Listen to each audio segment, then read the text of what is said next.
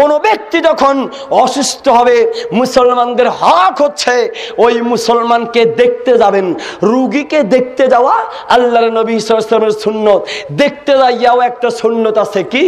দেখতে গিয়ে ইতমামু ইয়াদাতিল মারিদ আইয়াদা ইয়াদাহু আলা জাবহাতিহি আও আলা ইয়াদিহি, হাতের উপরে হাত অথবা কপালে হাত রেখে দোয়া বলবেন 7 বার।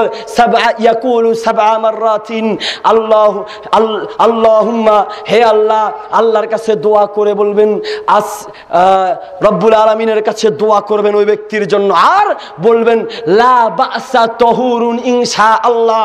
যে ব্যক্তি অসুস্থ রোগী ওনাকে যাইয়া সান্ত্বনা দেওয়া সুন্নত, বুঝেন নাই? রোগীকে দেখতে গিয়ে রোগীকে সান্ত্বনা দেওয়া সুন্নত। আর 7 বার দোয়া বলবেন আসআলুল্লাহাল আযীম রব্বাল আরশিল আযীম আইয়াশফিয়াক। এই দোয়াটা কপাল ধরে অথবা হাত ধরে 7 বার বলা সুন্নত।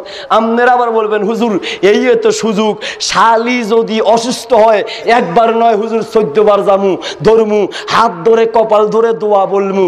ভাবি যদি অসুস্থ হয় একবার 2 বার নয় হুজুর দরকার হয় দৈনিক 7 বার জামু। আমাদের দেশে তো উল্টা চলে, উল্টা। খায় আলমগীর, মোড়া হয় জাহাঙ্গীর, বিয়ে করে শামসু, আদর পায় বাচ্চু, বিয়া বসে সকিনা, আদর পায় জরিনা, ঠিক কিনা? মনে কষ্ট নিবেন না, ফাঁকে দিয়ে আরেক দিকে যাইতেছি, একটু মনে কষ্ট যায়নি কোনো, কারণ নাম যদি মিলে যায় মনে কষ্ট নিবেন না। বাস্তব দৃষ্টান্ত স্বরূপ বলছি। শামসু বাচ্চু 2 ভাই, শামসু বড় ভাই বিয়ে করে বিদেশ গেছে, বাচ্চু দেশে। ভাবি কয় জামাই আমার যেমন তেমন যাবে যাক, জামাই আমার যেমন তেমন, দেবর আমার মনের মতন, ওমা দেবর নিয়ে ঘুরে। আছে কি নাই?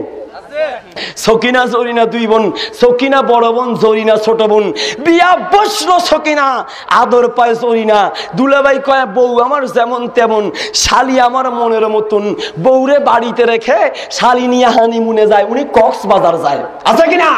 মুসলিম জাতি উল্টা চলতেছে, উল্টা। সম্মানিত বন্ধুরা, রোগীকে দেখতে গিয়ে লা বাসা তাহুরুন ইনশাআল্লাহ সান্ত্বনা দেওয়া সুন্নত।